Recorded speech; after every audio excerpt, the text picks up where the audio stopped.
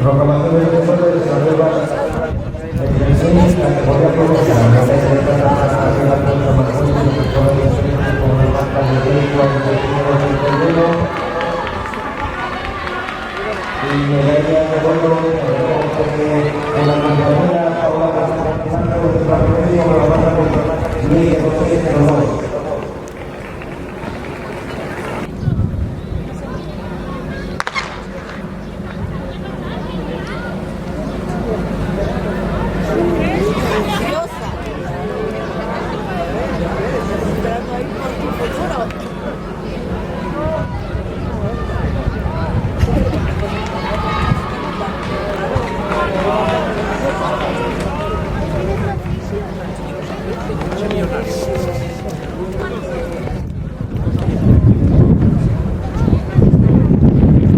Marcaba 27 grados a las 10 de la mañana. Luego la pista me calienta. Mira, un olor a alcantarilla por toda la ciudad. Que yo digo, mira, la gente que se cae en la terraza, que cuando mira,